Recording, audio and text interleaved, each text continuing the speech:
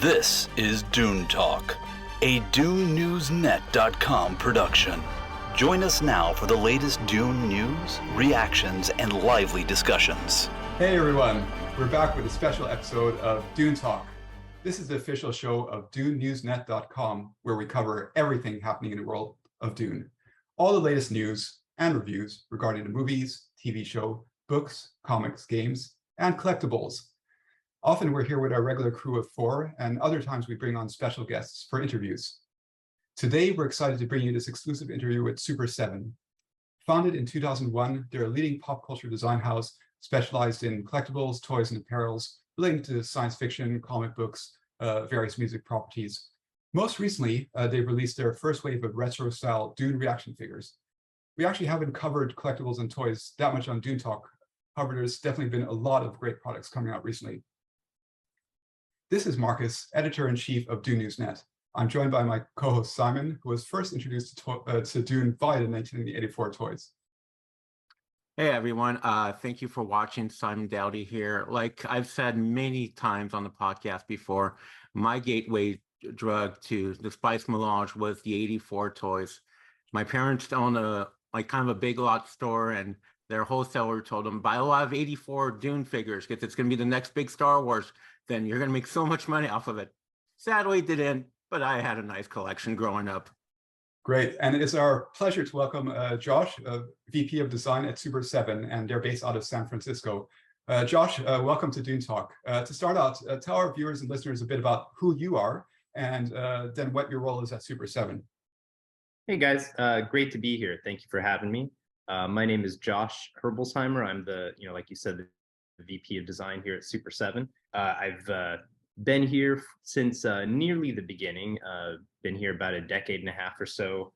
I sort of started sweeping the floors and working at the storefront, and gradually did a little bit more here, a little bit more there, and at this point, I sort of oversee the making of all the donuts, which is kind of a fun job. And lately, like you mentioned, I got to be involved in the making of these Dune ReAction Figures based on the 84 film. Yes, it's always fascinating to hear from other fans of Dune and learn how they were first introduced to this fantastic universe that was created by Frank Herbert decades ago. Josh, what's your connection with Dune? Were you already a fan back in 1984? No, actually, I came to it a bit later. I was a little young in 84. I was born in 1980, so 1984, I was still mostly, into like Sesame Street, Mr. Rogers. So Dune was a little advanced for me at the time. But as I grew up, I got into, He-Man, Transformers, Star Wars, all, Thundercats, all of those types of things. And as I got older and got more interested in, what else existed in science fiction, what else existed, it was primarily the Dune film, the Lynch 84 movie that I came to first. I actually went and saw that at a midnight screening at a local movie theater in Omaha, where I grew up.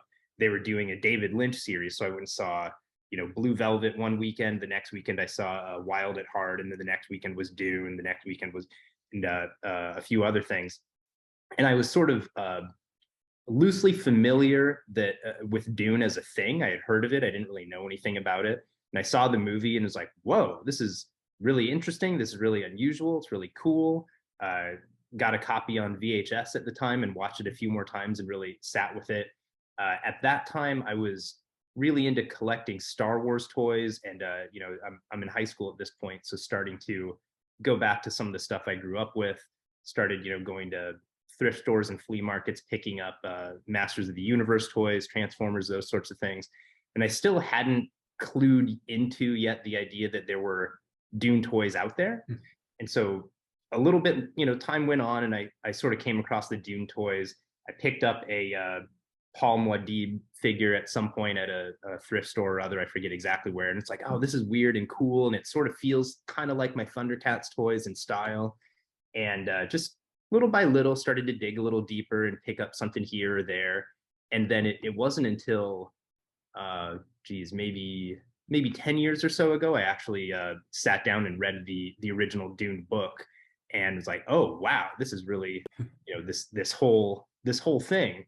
And then of course there was the documentary on Jodorowsky's Dune that I watched through that, and it's just here and there, it's always sort of percolated in the background as something I was thinking about. And then when we got the opportunity to make the toys here at Super7, then it was like, oh, okay, cool. I'm familiar with a little bit of the toys. I'm familiar with the movie, familiar with the book. I know there was a TV miniseries that I haven't seen.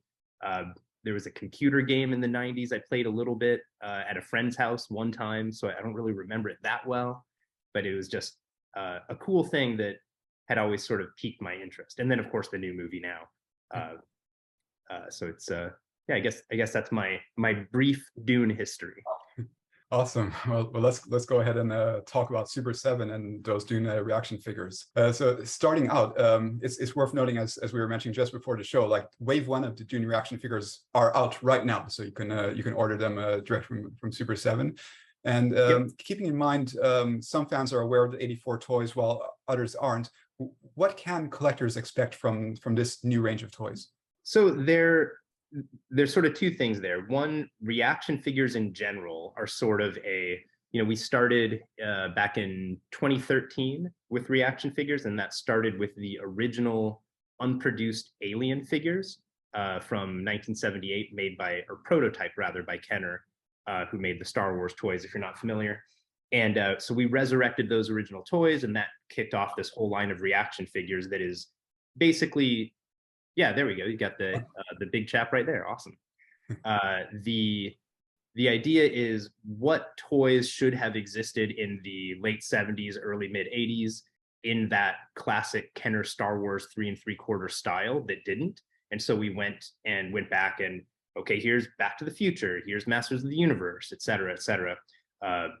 And then, so when we got to Dune, we said, okay, well, what makes sense there? And we went back and forth a bit. What would have existed if the original toys didn't, probably would have been a little bit more Star Wars-esque, I suppose, if we were being more slavish to reaction. But being the nerds that we are, both for cool old movies and comic books and that sort of thing, but also for cool old toys, it seemed like we had to go down the old toy route a bit here. So it's a little bit of that old 3 3/4 route and a little bit of that 84 LJN figure reference. And so that's where we went. And we sort of interpreted those figures plus some of the stuff from the movies into this 3 3/4 format. I remember being at Comic-Con 2014 and getting that Alien figure. And I also got the Super7 shirt. I was super excited as someone that's a big Alien fan. I mean, I even have a Zoom tattoo. What was it like dealing with the estate, with the Herbert estate, and did you have to deal with Universal because they had the rights to the Lynch movie? Yeah, on the specifics of the licensing side, I don't get into so much personally. I'm more involved on the design end of everything, but we did go through Universal and through the Herbert estate and whatnot, and for the most part, it was pretty easy, pretty seamless. There was no actor likeness rights included in all of the original contracts and so forth. So that's why you see, we have these sort of stylized illustrations on the card rather than a photograph or a realistic painting of the actors. So that was one thing we had to navigate. And they also didn't really have any usable assets from old like poster artwork or anything like that. So we recreated all the card back artwork and so forth is all stuff that we recreated ourselves to navigate through that constraint. But beyond that, it was real easy, real fluid process. The approvals back and forth on our sculptures and then our paints and so forth. They had some good notes here and there, but it was a very, very easy licensing situation from my perspective.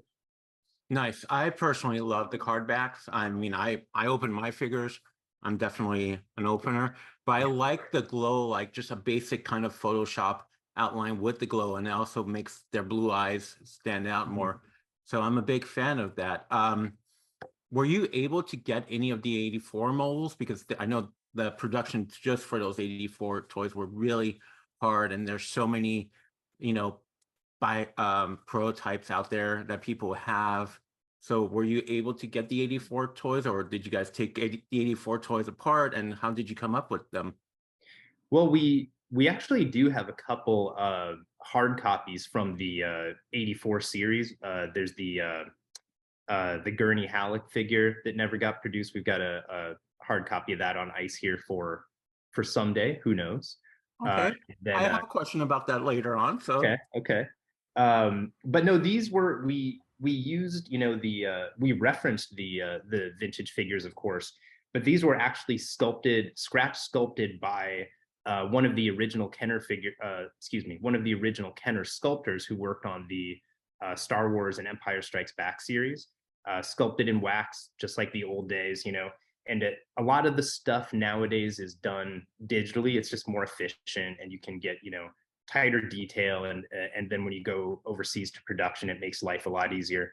But with these, given the history of what this property is and the time frame and whatnot, we felt that it was really important to go with a more traditional touch and a more traditional process.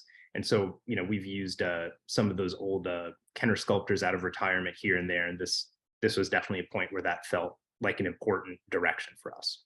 So that guy who he requested to not be named because he likes to not get his door burst down by collectors and so forth. But he did a great job, knocked these out of the park, looking at those old figures, as well as just what is that classic 3 3/4 style. I mean, yeah, kudos. I thought you guys were able to get some of the molds. Like, I'm looking at both the '84 and the current Baron, and it's a masterpiece. Like, I love even like the little warts on the Baron and anything. Skipping to one of my questions about Gurney. So I'm a big pug guy. I have 2 of them around, and some people might remember Gurney does have a battle pug in the '84 movie that Patrick Stewart holds. Any possible Gurney for Wave 2, maybe with a pug? I mean, I think that would be great. Yeah, I think that would be great too. So speaking of, you keep saying this is Wave 1. Is there a possibility for future waves? Yeah, for sure. I mean, I think there's, obviously there's other characters to be done, both from the original figure line that are not represented here. You have Fade and Raban, as well as other characters, like Gurney that never got made in the old series and so on. It left to my druthers, I would make up to, Wave 7, Wave 9, Wave 12. I'd love to get into the newer movie as well. I'd love to, play with a million things. Of course, being what it is, it's there's a business concern there as well. So, if these connect well and warrant a second wave, then absolutely we'll go there. If not, then we may have to pump our brakes a little bit, and maybe a second wave is a bit of a smaller offering. Who knows? But I look at these and I see lots of potential, and I hope other people like them. Oh yeah, as soon as I saw the wave that was announced with that little teaser that you guys posted on Instagram and all the rest of the social, just with the sandworm, I was like, oh no, they're not there. Oh, yep, they are. And then my first reaction was like, wait, where's Faye Rafa? That could be Wave 2, and you said something about the newer movies. I know you guys specialize in like 80s stuff. Like, I have some of your Turtles, Back to the Future, obviously the Alien stuff. Is the Need Never Knows movie something to think about, because it's still fresh in people's mind and it's not that retro look yet? Is that something that you guys are thinking about, maybe like a Chalamet, Zendaya type of figures?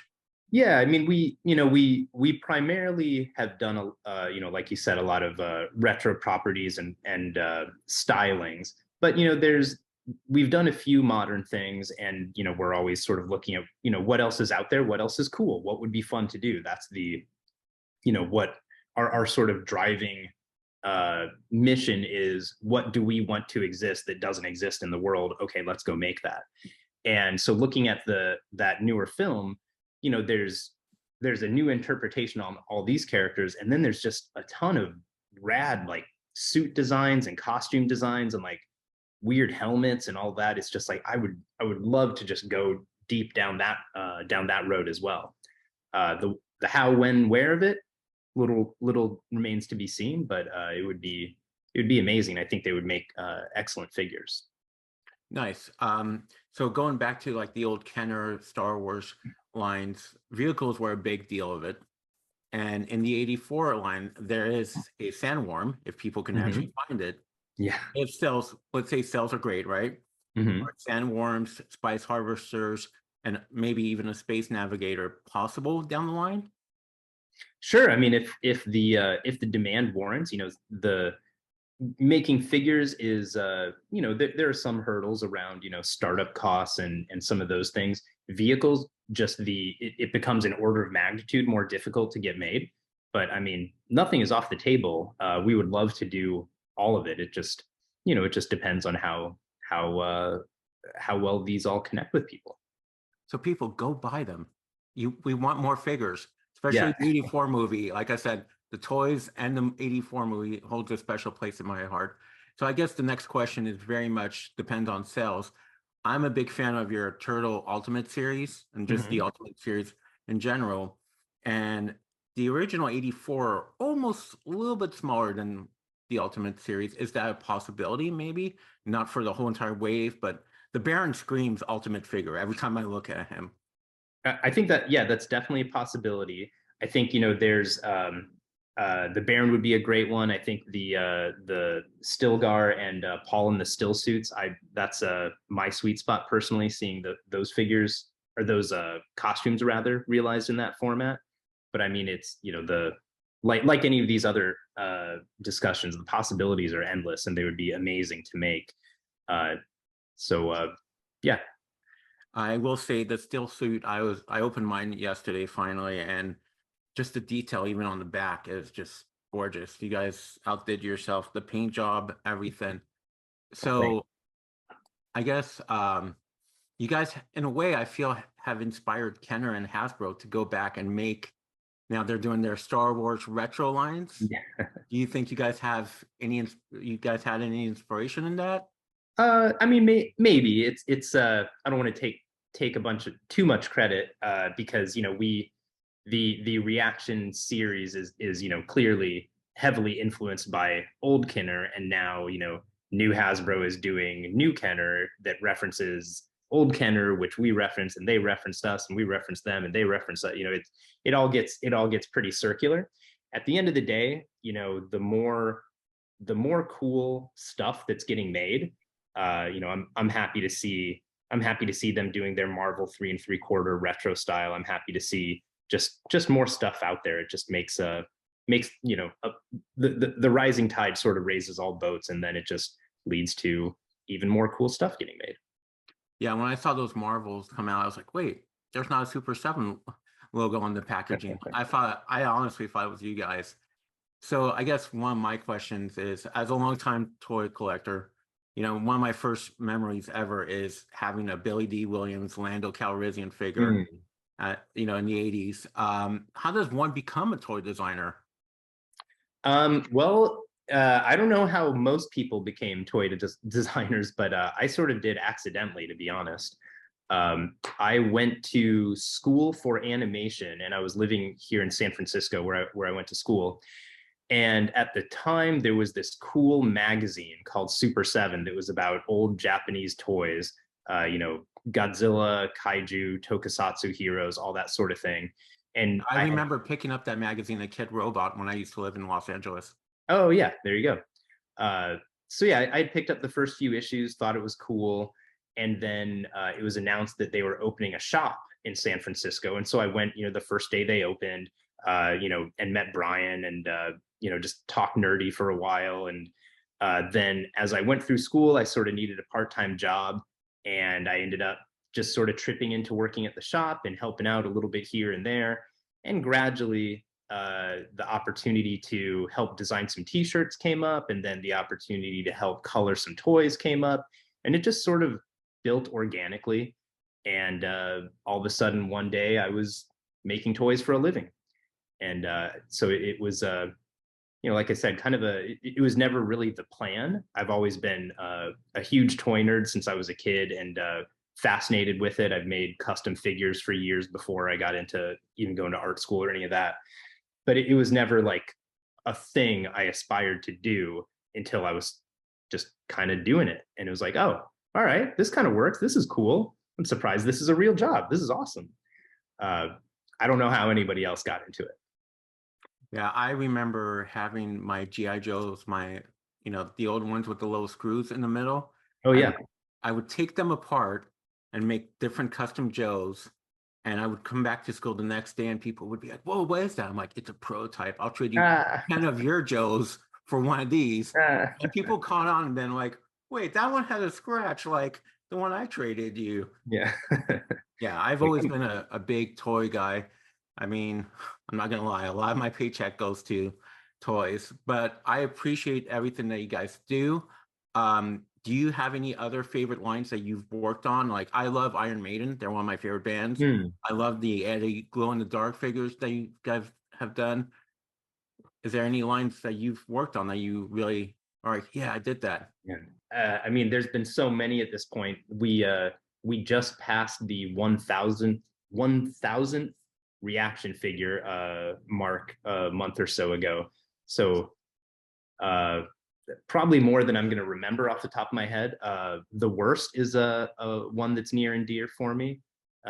Working on some of those. Obviously, getting to touch some of the characters I grew up, like getting to work on Masters of the Universe and getting to do have some have a hand in a new interpretation of Skeletor. That felt pretty cool. Same thing, getting to make a giant dead Optimus Prime. That was a fun thing because I remember going to see that movie and crying in the theater as a kid, and then at the end of it being like, okay, mom, we need to go back and watch that again right now.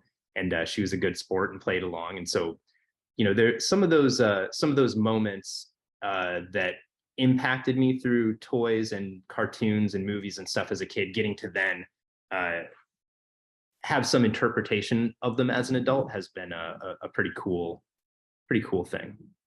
Nice. And if people are not familiar with the wars, they're pretty much your own creations of what supervillains would be. And Yeah, it's sort of the idea was, when we first started messing around with it, there's all these old toy lines, and the popular ones you've heard of, and then of course there's a ton of obscure ones and weird knockoffs and this and that.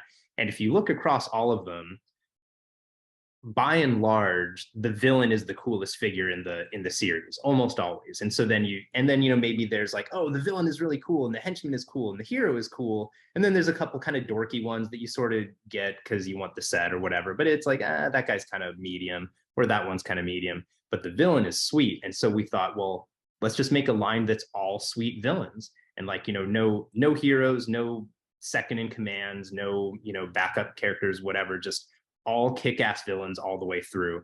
And so they were the worst villains we could come up with. nice. And like you said, you had a background in animation. Did you design any of the card backs on any of the lines? The card backs, I did a little bit on some of the early stuff, a little bit of graphic design and whatnot. But mostly I'm in the 3D realm doing figure designs. We have a super talented graphics team that is, they do far better graphic work than I ever will. So I leave most of that to them at this point. Trust me, as a graphic designer, I'm always inspired when I see like just packaging of it, because instantly I get that flashback of being that kid in the 80s, even early 90s, and seeing those small figures and being like, oh my God, total flashback of my childhood. Yeah. I mean, the package design on these, honestly, is they knock it out of the park time and time again. Yeah, and so we touched on it. Obviously, the 2021 movie that's resurfaced Dune and brought it to the popular consciousness. Would you say that that was a major driving factor in releasing these figures now, or was it always like a ambition of Super7 to sort of revisit these at some point, regardless of what else was going on? A little bit of both. It was always an ambition to do something with these, with the 84 figures, and so we started working on it. We actually started sculpting these a good, I don't know, 3-4 years ago now, and then other projects came up that were had a little bit more urgency in the timeline. So these sort of sat on the shelf for a bit, and then brought them back and revived them a little bit. And so it was a little bit of a start and stop process getting them going.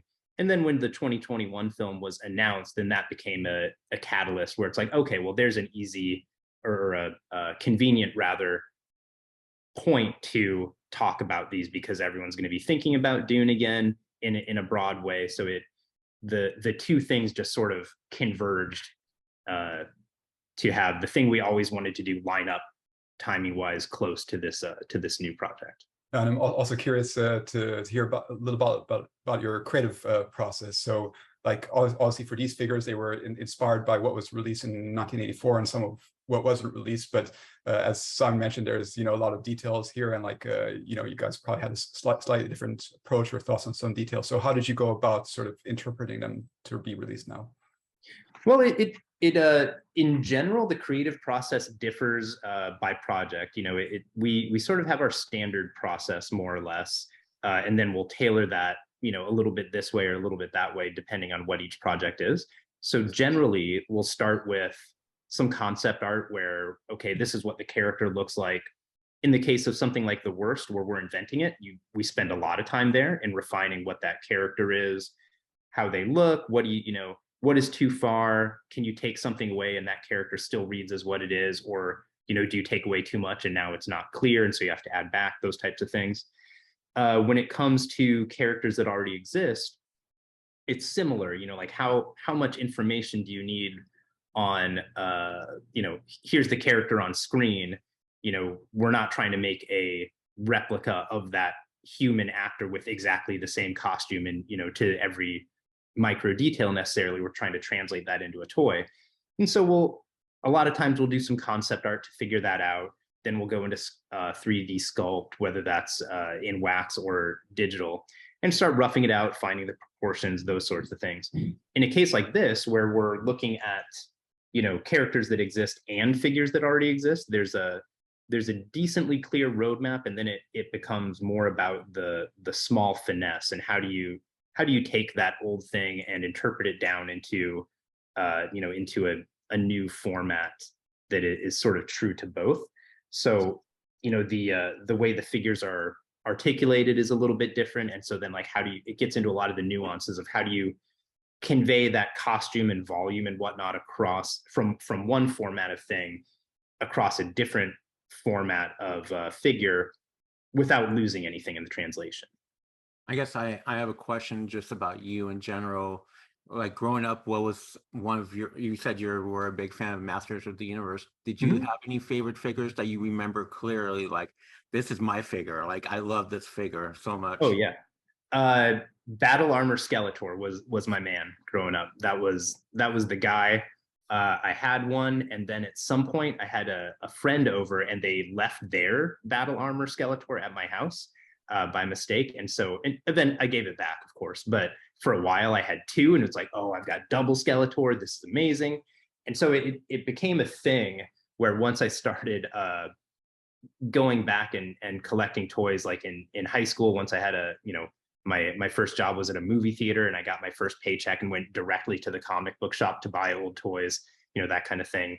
And so over the years, as I would, poke around or go to a thrift store or a garage sale or whatever, if I saw a Battle Armor Skeletor, I just bought it just cause. And, back, this is late 90s, early 2000s, it'd be like, oh, there's a Battle Armor Skeletor for 50 cents. I'll take it.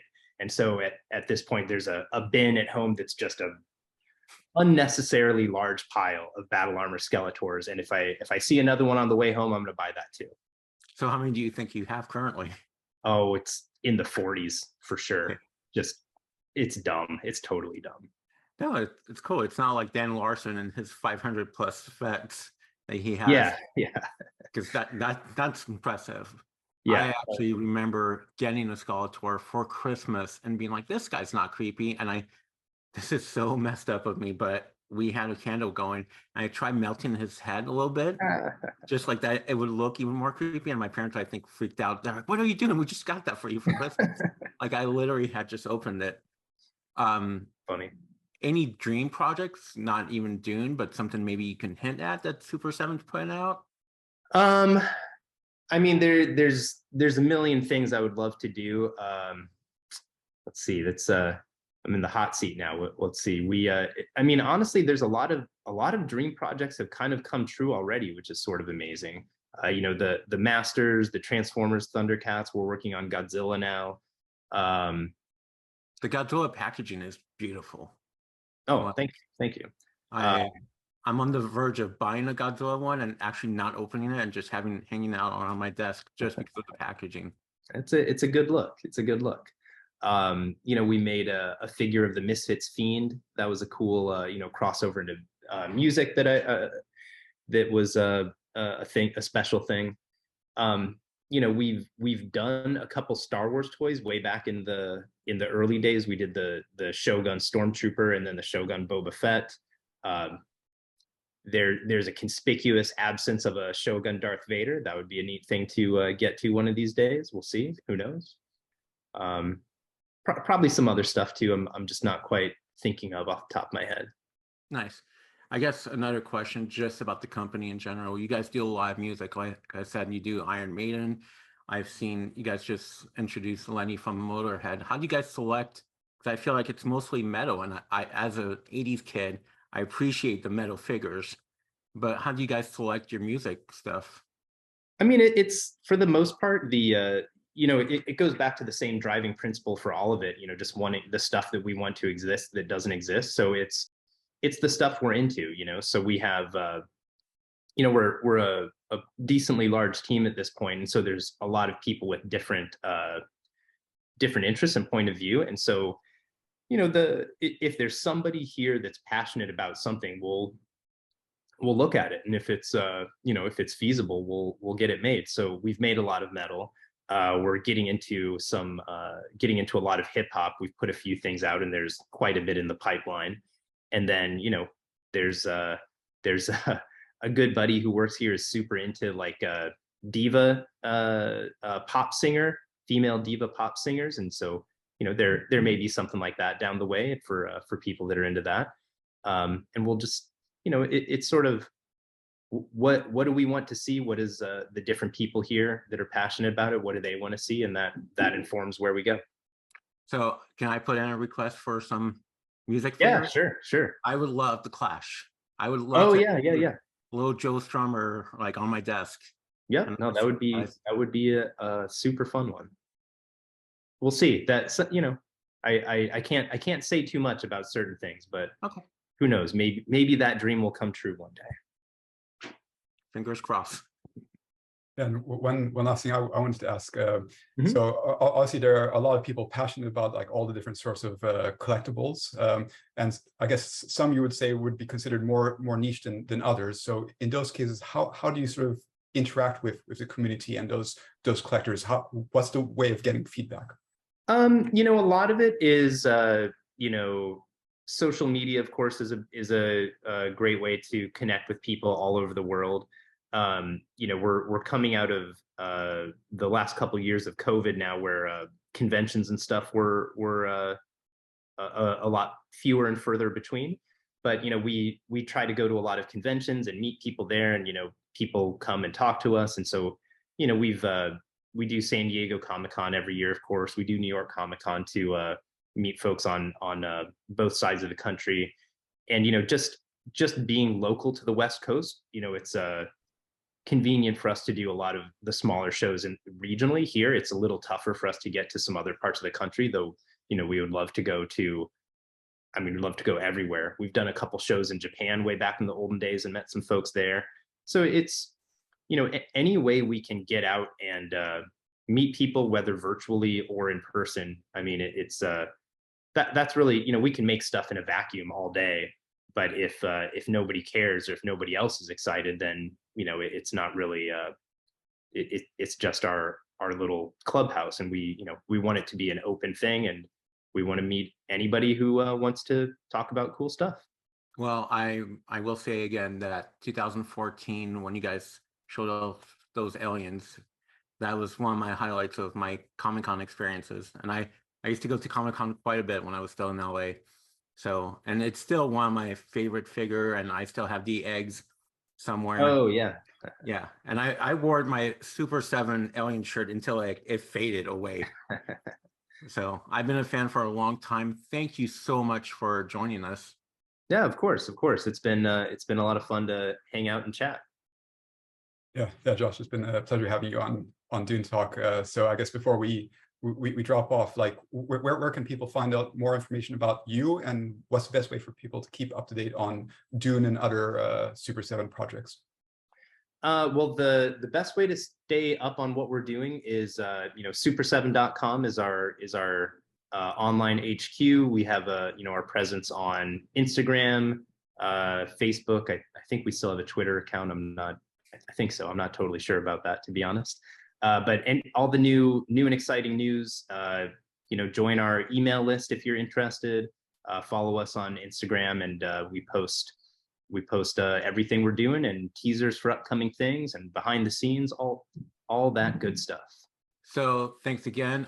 This has been Simon Dowdy. You can follow me on @Dowdy on all the social media platforms. Thank you again. Like the little kid in me is so excited that we have 84 toys. I love the 84 movie. I know it has its flaws, but holds a special place in my heart. Yeah, this was Marcus Gabriel, your editor at DuneNewsNet.com. You can find me writing at DuneNewsNet.com and on Twitter and Instagram at DuneNewsNet.